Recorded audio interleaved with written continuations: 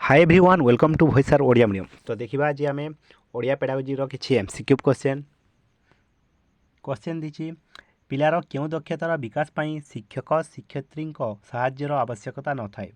स्वशिक्षण दक्षता, लिखन दक्षता, भाषा व्यवहार रो दक्षता, व्यवहारिक व्याकरण दक्षता। पिलाटी केउ केउ शिक्षा बिना दक्षतारे निजे निजे शिखि थाए।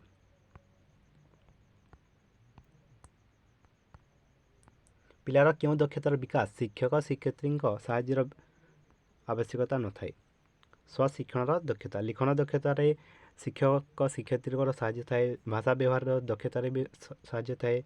व्यावहारिक व्याकरण रे मध्य शिक्षक साहाय्य थाए, किंतु स्वशिक्षण दक्षतार शिक्षक शिक्षयित्री साहाय्य न थाए। नेक्स्ट, व्यापक पठन पर उद्दिष्ट एक अनुच्छेद क्यों प्रकार प्रश्न पचारिबा उचित। नूतन और क्लिष्ट शब्दर अर्थ, भाषागत कौशल संपर्क, व्यावहारिक व्याकरण संपर्क, बोधशक्ति आधारित सरल प्रश्न।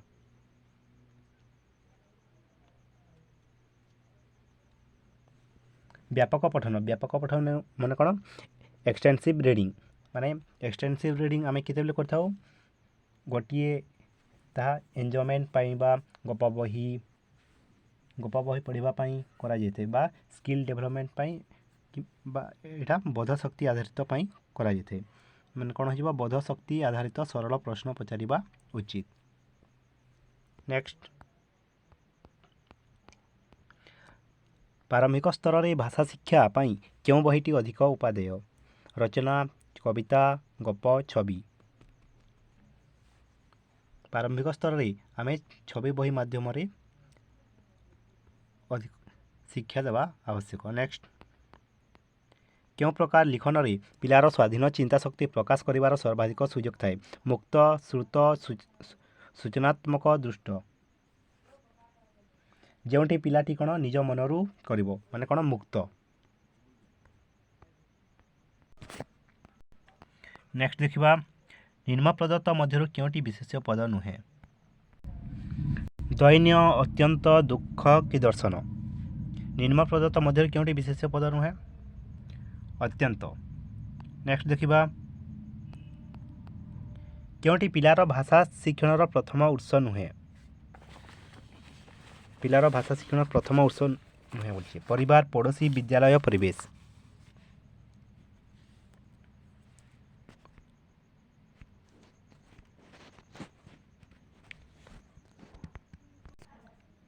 क्योंटी पिलार भाषा शिक्षण प्रथम उत्स नुहे? परिवार, पड़ोशी, विद्यालय, परिवेश, विद्यालय। नेक्स्ट, व्याकरण शिक्षा शिक्षार्थी पाई उपादेय कहीं? यह सौंदर्य बोधर विकास घटाए, मानविक गुणावली सहित परिचय कराए, सृजन शक्तिर विकास साधन करे, मनर भावना को शुद्ध रूपे प्रकाश करिबारे साहाय्य करे। यह मनर भाव को शुद्ध रूपे प्रकाश करिबारे साहाय्य करिथाए।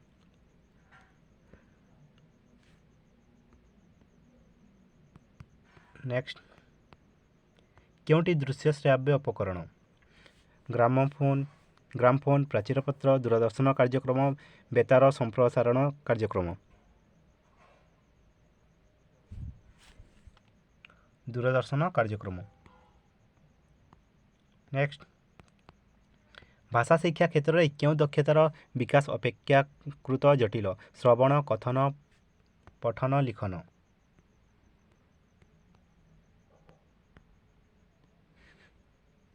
लिखन सबुठारु जटिल।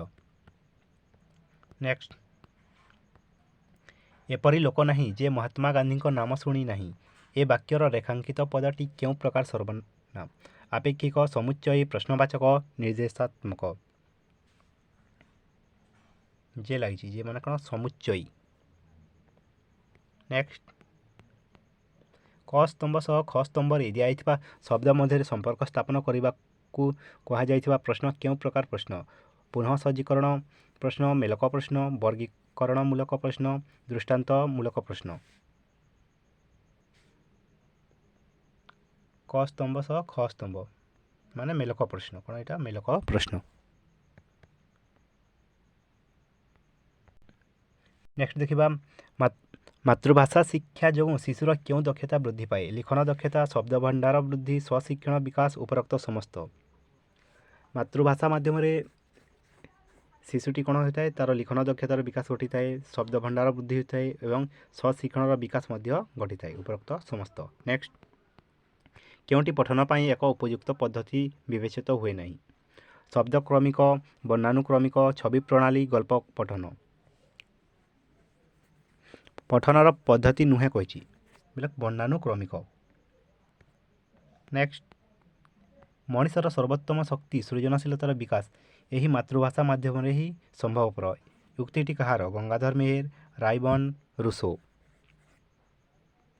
ରାଇବନ୍। ନେକ୍ସଟ, ନିରବ ପଠନ ଦ୍ୱାରା କେଉଁ ଉଦ୍ଦେଶ୍ୟ ସାଧିତ ହୋଇଥାଏ? ବର୍ଣ୍ଣାଶୁଦ୍ଧି ଦୂର ହୁଏ, ପଠିତାଂଶର ଭାବବୋଧ ସୁଗମ ହୁଏ, ଉଚ୍ଚାରଣଗତ ତ୍ରୁଟି ଦୂର ହୁଏ, ଲିଖନ ଅଭ୍ୟାସର ଅଭିବୃଦ୍ଧି ଘଟେ। ନିରବ ପଠନ ମାନେ ସାଇଲେଣ୍ଟ ରିଡ଼ିଂ, ରିଡ଼ିଂ ଏଲାଉଡ଼। ରିଡ଼ିଂ କେତେ? ଦୁଇ ପ୍ରକାର, ସାଇଲେଣ୍ଟ ରିଡ଼ିଂ, ରିଡ଼ିଂ ଏଲାଉଡ଼। ଦୁଇ ପ୍ରକାର ରିଡ଼ିଂ ଆମେ ପଢ଼ିଥାଉ। ନିରବ ପଠନ ଦ୍ୱାରା ବା ସାଇଲେଣ୍ଟ ରିଡ଼ିଂ ଦ୍ୱାରା କ'ଣ ହୋଇଥାଏ? ପଠିତାଂଶର ଭାବବୋଧ ସୁଗମ ହୁଏ। ନେକ୍ସଟ,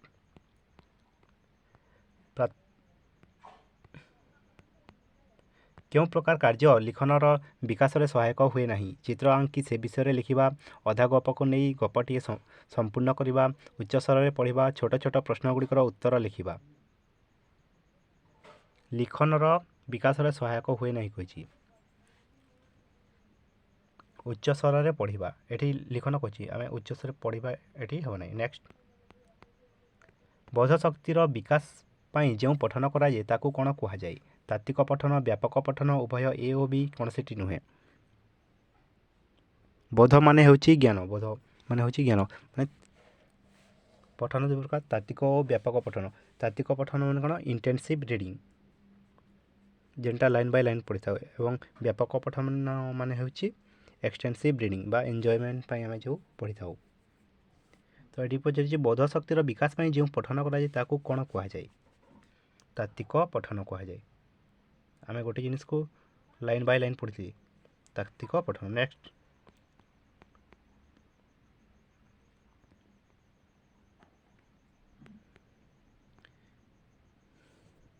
ପିଲାର କେଉଁ ଦକ୍ଷତାର ବିକାଶ ପାଇଁ ଶିକ୍ଷକ ଶିକ୍ଷୟିତ୍ରୀଙ୍କ ସାହାଯ୍ୟର ଆବଶ୍ୟକତା ନଥାଏ? এটা তো ଦେଖିଲି ଆମେ ସ୍ୱଶିକ୍ଷଣ ଦକ୍ଷତା, ଲିଖନ ଦକ୍ଷତା, ଭାଷା ବ୍ୟବହାର ଦକ୍ଷତା, ବ୍ୟବହାରିକ ବ୍ୟାକରଣ ଦକ୍ଷତା।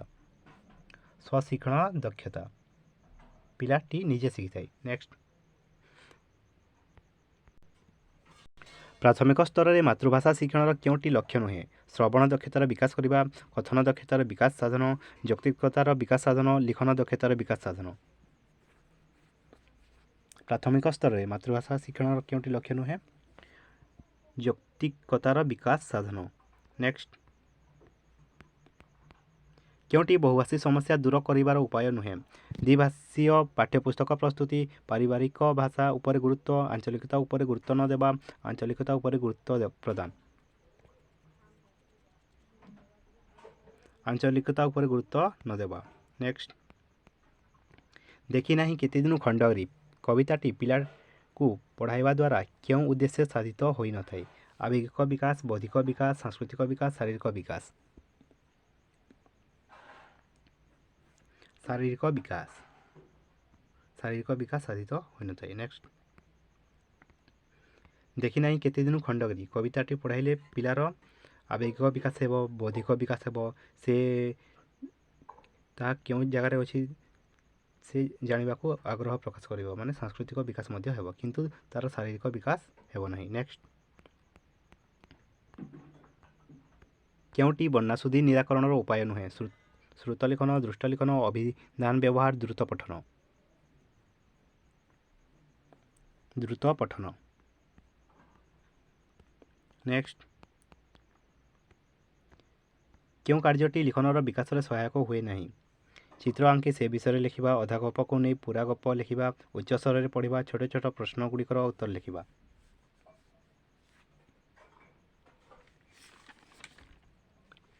ଉଚ୍ଚ ସ୍ୱରରେ ପଢ଼ିବା। ନେକ୍ସଟ, भाषा शिक्षादान विविध कौशल मध्य कविता शिक्षादान बेले आवृत्ति को गुरुत्व दि जाए कारण याद्वारा शिक्षार्थीर व्याकरण ज्ञानर विकास हुए। कवितार भावधारा जतिपात छंद और शाब्दिक सौंदर्य उपलब्ध करा जाए।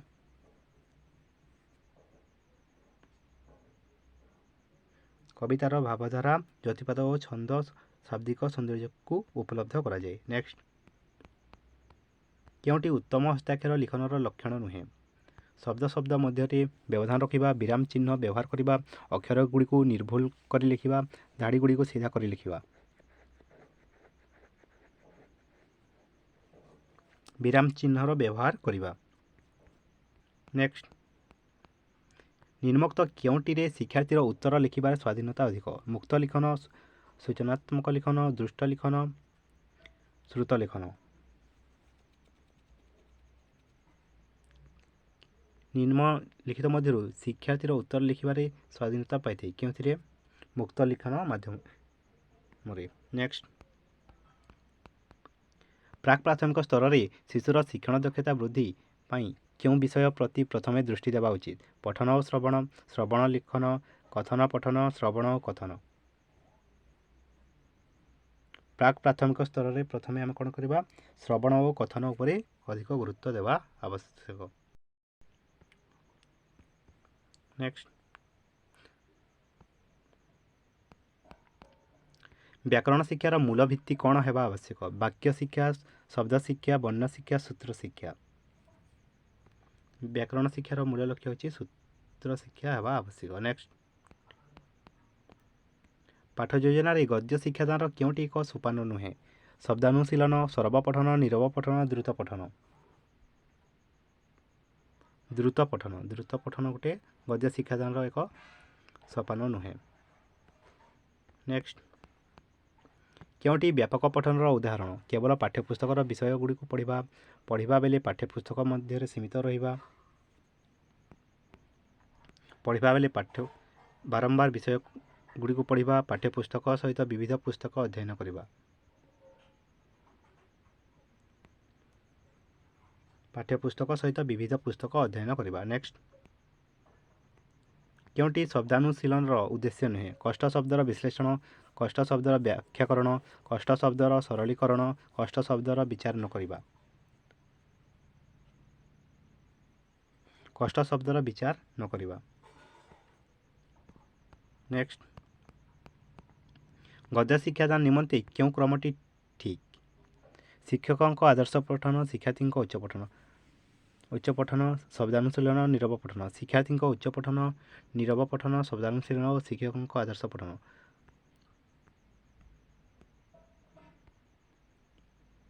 शिक्षकों आदर्श प्रथम शिक्षक कौन करेंगे, शिक्षकों आदर्श पठन, तापर शिक्षार्थी उच्च पठन और शब्दानुशीलन और नीरव पठन। नेक्स्ट, आविधानिक नियम सजाइले क्यों शब्दटी प्रथमे रहिबो। प्रगाढ़, पांडित्य, पाहुंड, प्राचीन। पांडित्य। नेक्स्ट, प्राथमिक स्तर में शिक्षादान निमंते क्यों पद्धति उपयोगी नुहे। शिक्षण कार्य पद्धति, क्रिया प्रतिक्रिया पद्धति, क्रीड़ा पद्धति, समव्यापक मूल्यांकन पद्धति। समव्यापक मूल्यांकन पद्धति। नेक्स्ट, एकक शिक्षादान शेष में परीक्षण करा जाइथाई। यह मुख्यतः क्यों प्रकार मूल्यांकन। सामग्रिक, गठनात्मक, व्यवस्थान, निदानात्मक।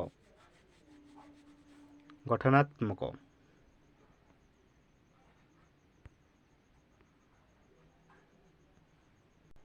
एकक शिक्षादान शेष में परीक्षण करा जाइथाई। यह मुख्यतः क्यों प्रकार मूल्यांकन। गठनात्मक। नेक्स्ट, प्राग लिखन निमंते निम्नोक्त क्योंटी यथार्थ पंथा नुहे। शिशु को फूलखड़ी धराई 3टी ओ मुड़ाइबा, बिंदु जोड़ी चित्र आंकिबा, गार टाणी चित्र रे रंग देवा, कलम धराई अक्षर लिखा कहवा। कलम धराई अक्षर लिखा कहवा। नेक्स्ट, क्योंटी सृजनात्मक लिखन सहायक होई न थाए। चित्र देखी गल्प लिखा, अनुच्छेद अविकल नकल करवा, गोटे नामकरण को नहीं ଗଳ୍ପ ଲେଖିବା। କେତୋଟି ଶବ୍ଦକୁ ନେଇ ଅନୁଚ୍ଛେଦ ଲେଖିବା।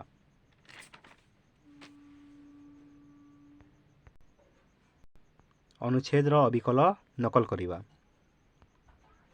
ନେକ୍ସଟ, ଦେଖିନାହିଁ କେତେ ଦିନୁ ଖଣ୍ଡଗିରି କବିତାଟି ଶ୍ରେଣୀଗୃହରେ ପଢ଼ାଇଲେ କେଉଁ ବିଶେଷ ଉଦ୍ଦେଶ୍ୟଟି ସାଧିତ ହେବ? ପିଲାମାନେ ଅତୀତ ଇତିହାସ ଜାଣିବେ। ପିଲାମାନେ ଖଣ୍ଡଗିରି ଦେଖିବାକୁ ମନ ବଳାଇବେ। ପିଲାମାନେ ଖଣ୍ଡଗିରି ତଥା ତା'ର ଆଖପାଖ ଅଞ୍ଚଳ ବିଷୟରେ ଜାଣିବେ। ପିଲାମାନେ ଅତୀତ ଗୌରବରେ ଉଦ୍ବୁଦ୍ଧ ହେବେ। ପିଲାମାନେ ଅତୀତ ଗୌରବରେ ଉଦ୍ବୁଦ୍ଧ ହେବେ। ନେକ୍ସଟ, ମାତୃଭାଷା ଶିକ୍ଷାଦାନର ପ୍ରାଥମିକ ସ୍ତରରେ କେଉଁ ଦୁଇଟି କୌଶଳକୁ ଗୁରୁତ୍ୱ ଦେବା ଉଚିତ? ପଠନ ଓ ଲିଖନ, ଶ୍ରବଣ କଥନ, କଥନ ଓ ପଠନ, ଶ୍ରବଣ ଓ ଲିଖନ। ଯେତେବେଳେ ଆମେ ମାତୃଭାଷା ଶିକ୍ଷାଦାନ କରିଥାଉ ଶ୍ରେଣୀ କକ୍ଷରେ ପ୍ରାଥମିକ ସ୍ତରରେ କେଉଁ ଦୁଇଟି କୌଶଳକୁ ଗୁରୁତ୍ୱ ଦେବା ଉଚିତ? ପ୍ରଥମେ ଶ୍ରବଣ ଓ କଥନ। ନେକ୍ସଟ, ବିଦ୍ୟାଳୟକୁ ଆସିବା ପୂର୍ବରୁ ଶିଶୁ କେଉଁ ଭାଷାରେ ଦକ୍ଷତା ଅର୍ଜନ କରିଥାଏ? ମାନକ ଭାଷା, କଥିତ ଭାଷା, ଲିଖିତ ଭାଷା, ବୌଦ୍ଧିକ ଭାଷା। ବିଦ୍ୟାଳୟକୁ ଆସିବା ପୂର୍ବରୁ ଶିଶୁ କଥିତ ଭାଷାରେ ଜ୍ଞାନ ଅର୍ଜନ କରିଥାଏ। ନେକ୍ସଟ, ବାକ୍ୟ ମଧ୍ୟରେ ଘୃଣା ଓ ସନ୍ଦେହ ପ୍ରକାଶ ପାଉଥିଲେ କେଉଁ ବିରାମ ଚିହ୍ନ ଦିଆଯାଏ? ଉଦ୍ଧୃତ, ବନ୍ଧନୀ, ପୂର୍ଣ୍ଣଚ୍ଛେଦ, ବିସ୍ମୟ ସୂଚକ। ବିସ୍ମୟ ସୂଚକ। ନେକ୍ସଟ, ବର୍ଣ୍ଣାଶୁଦ୍ଧି ନିରାକରଣ ପାଇଁ କେଉଁଟି ଅଧିକ ଉପଯୋଗୀ? ଦ୍ରୁତ ପଠନ, ଲିଖନ ଅଭ୍ୟାସ, କଥୋପକଥନ, ବିରାମ ଚିହ୍ନ ବ୍ୟବହାର।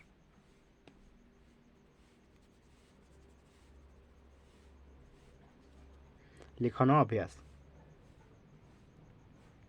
ନେକ୍ସଟ, କେଉଁଟି ମାତୃଭାଷା ଶିକ୍ଷାଦାନରେ ମୂଲ୍ୟାୟନ ବିଧିର ଉଦ୍ଦେଶ୍ୟ ସମ୍ପର୍କିତ ନୁହେଁ? ବେଶୀ ନମ୍ବର ରଖୁଥିବା ଶିଶୁମାନଙ୍କୁ ପୁରସ୍କୃତ କରିବା, ଛାତ୍ରଛାତ୍ରୀମାନଙ୍କର ଦୁର୍ବଳତା ଚିହ୍ନଟ କରି ତା'ର ନିରାକରଣ କରିବା, ପଢ଼ାଶୁଣାରେ ଅଧିକ ମନୋନିବେଶ କରିବା ପାଇଁ ଉତ୍ସାହିତ କରିବା, ପାଠଦାନକୁ ବ୍ୟକ୍ତିକେନ୍ଦ୍ରିକ, ସହଜ ଓ ସରଳ କରିବା। ବେଶୀ ନମ୍ବର ରଖୁଥିବା ଶିଶୁମାନଙ୍କୁ ପୁରସ୍କୃତ କରିବା। ଏହା ମାତୃଭାଷା ଶିକ୍ଷାଦାନର ମୂଲ୍ୟାୟନର ବିଧିର ଉଦ୍ଦେଶ୍ୟ ନୁହେଁ। ନେକ୍ସଟ, ପ୍ରାଥମିକ ସ୍ତରରେ ମାତୃଭାଷା ଶିକ୍ଷାଦାନ ପାଇଁ କେଉଁ ଭାଷା ମାଧ୍ୟମଟି ଫଳପ୍ରଦ ନୁହେଁ? ପୁସ୍ତକର ଭାଷା, ଆଞ୍ଚଳିକ ଭାଷା, ପାରିବାରିକ ଭାଷା, କଥିତ ଭାଷା। ପୁସ୍ତକର ଭାଷା। ନେକ୍ସଟ, କେଉଁଟି ପ୍ରାକ୍ ଲିଖନ କାର୍ଯ୍ୟକ୍ରମ ସମ୍ପର୍କିତ ନୁହେଁ? ବିନ୍ଦୁ ଯୋଡ଼ି, ଚିତ୍ର ଆଙ୍କିବା, ଦୁଇ ଧାଡ଼ି ମଧ୍ୟରେ ଅକ୍ଷର ଲେଖିବା, ଗୋଟିଏ ଗୋଲାକାର ଓ ଲେଖିବା, ଚିତ୍ର ମଧ୍ୟରେ ରଙ୍ଗ ଦେବା। ଦୁଇ ଧାଡ଼ି ମଧ୍ୟରେ ଅକ୍ଷର ଲେଖିବା। ନେକ୍ସଟ, ଶୁଦ୍ଧ ଶବ୍ଦ ଲିଖନ ପାଇଁ କେଉଁଟି ଆବଶ୍ୟକ? ଅକ୍ଷର ଖେଳ, ବନାନ ଖେଳ, ଶବ୍ଦାନ୍ତ ଖେଳ, ଅନ୍ତାକ୍ଷରୀ ଖେଳ। ବନାନ ଖେଳ। ନେକ୍ସଟ, କେଉଁ ପ୍ରକାର ମୂଲ୍ୟାୟନରେ ପ୍ରଶ୍ନଗୁଡ଼ିକ ମୁଖ୍ୟତଃ ପାଠ୍ୟକ୍ରମ ବହିର୍ଭୂତ ହୋଇଥାଏ? ଉପଲବ୍ଧି ପରୀକ୍ଷଣ, ଲବ୍ଧ ଜ୍ଞାନ ପରୀକ୍ଷଣ, ପ୍ରବୀଣତା ପରୀକ୍ଷଣ, ସାମଗ୍ରିକ ମୂଲ୍ୟାୟନ। କହିଛି କେଉଁ ପ୍ରକାର ମୂଲ୍ୟାୟନରେ ପ୍ରଶ୍ନଗୁଡ଼ିକ ମୁଖ୍ୟତଃ ପାଠ୍ୟକ୍ରମ ବହିର୍ଭୂତ ହୋଇଥାଏ? ପ୍ରବୀଣତା ପରୀକ୍ଷଣ। ନେକ୍ସଟ, କେଉଁଟି ଦରଖାସ୍ତ ବା ପତ୍ର ଲିଖନର ଉଦ୍ଦେଶ୍ୟ ନୁହେଁ? ମପାଚୁପା ଭାଷା, ଚଳନ୍ତି ଭାଷା ଇତ୍ୟାଦିର ପ୍ରୟୋଗ ପାଇଁ ସୁଯୋଗ ସୃଷ୍ଟି, ସଂକ୍ଷେପରେ ମନର ଭାବକୁ ପ୍ରକାଶ କରିବା, ଭାବର ସାନ୍ଦ୍ରତା, ବିନମ୍ରତା ଇତ୍ୟାଦି ଗୁଣଗୁଡ଼ିକୁ ଭାଷାରେ ପ୍ରକାଶ କରିବା, ବର୍ଣ୍ଣାଶୁଦ୍ଧି ନିରାକରଣର କୌଶଳ ଜାଣିବା। ବର୍ଣ୍ଣାଶୁଦ୍ଧି ନିରାକରଣର କୌଶଳ ଜାଣିବା। ନେକ୍ସଟ, ବିରାମ ଚିହ୍ନ ବା ବିରାମ ଚିହ୍ନ ହାଇଫେନ୍ କେଉଁଠି ବ୍ୟବହାର କରାଯାଏ? କୌଣସି ଅନୁଚ୍ଛେଦର ଶିରୋନାମ ପରେ ଧାଡ଼ି ଅଧା ବା ଖଣ୍ଡିଆ ରହିଗଲେ, ଲେଖା ମଧ୍ୟରେ କୌଣସି ଅର୍ଥକୁ ସ୍ପଷ୍ଟ କରିବା ପାଇଁ, ସମ୍ବୋଧନ ପରେ ବା ପୂର୍ବରୁ। ଧାଡ଼ି ଅଧା ବା ଖଣ୍ଡିଆ ରହିଗଲେ। ଧାଡ଼ି ଅଧା ବା ଖଣ୍ଡିଆ ରହିଗଲେ କ'ଣ କହିଥାଏ? ବିରାମ ଚିହ୍ନ ବା ହାଇଫେନ୍ ବ୍ୟବହାର କରାଯାଏ। ନେକ୍ସଟ, ଅଭୟାରଣ୍ୟର ବ୍ୟାଖ୍ୟା ଆମେ କିପରି କରିପାରିବା? ଯେଉଁ ଅରଣ୍ୟରେ ମଣିଷ କାହାକୁ ଭୟ କରେ ନାହିଁ, ଯେଉଁ ଅରଣ୍ୟରେ ବନବାସୀ ମନୁଷ୍ୟ ସ୍ୱଚ୍ଛନ୍ଦ ବିଚରଣ କରନ୍ତି, ଯେଉଁ ଅରଣ୍ୟରେ ଲୋକେ ବିବିଧ ଋତୁରେ ବଣଭୋଜି କରିଥାନ୍ତି, ଯେଉଁ ଅରଣ୍ୟରେ ଜୀବଜନ୍ତୁ ନିର୍ଭୟ ଓ ସ୍ୱାଧୀନ ଭାବେ ବିଚରଣ କରନ୍ତି। ଯେଉଁ ଅରଣ୍ୟରେ ଜୀବଜନ୍ତୁ ନିର୍ଭୟ ଓ ସ୍ୱାଧୀନ ଭାବେ ବିଚରଣ କରନ୍ତି। ନେକ୍ସଟ, ନିମ୍ନୋକ୍ତ ମଧ୍ୟରୁ କେଉଁଟି ଅନୌପଚାରିକ ପତ୍ର? ବାଣିଜ୍ୟିକ ପତ୍ର, ବ୍ୟକ୍ତିଗତ, ସରକାରୀ ନିମନ୍ତ୍ରଣ। ବ୍ୟକ୍ତିଗତ। ନେକ୍ସଟ, କହେ ବୈଷ୍ଣବ ନିଶ୍ଚେ ଜୀବ ମୂର୍ଚ୍ଛିବି ଗଲା ମାଲି କେମନ୍ତି। ଉପରଲିଖିତ ପଦରେ ବୈଷ୍ଣବ ଶବ୍ଦଟି କାହାକୁ ବୁଝାଇଛି? ସ୍ୱୟଂ କବିକୁ, ବିଷ୍ଣୁଙ୍କୁ, କୃଷ୍ଣଙ୍କୁ, ଯଶୋଦାଙ୍କୁ। ସ୍ୱୟଂ କବିଙ୍କୁ। ନେକ୍ସଟ, ନିମ୍ନୋକ୍ତ କେଉଁ ପ୍ରକାର ପ୍ରଶ୍ନରେ ବ୍ୟକ୍ତିନିଷ୍ଠତା ଦୋଷ ପ୍ରାୟ ରହିଥାଏ? ମେଲକ, ବସ୍ତୁନିଷ୍ଠ, ବହୁବିକଳ୍ପ, ସଂକ୍ଷିପ୍ତ, ଉତ୍ତରମୂଳକ। ସଂକ୍ଷିପ୍ତ ଉତ୍ତରମୂଳକ। ତ ଏହା ଥିଲା ଓଡ଼ିଆ ପେଡାଗୋଜିର କିଛି MCQ କ୍ୱେଶ୍ଚନ୍। Thank you.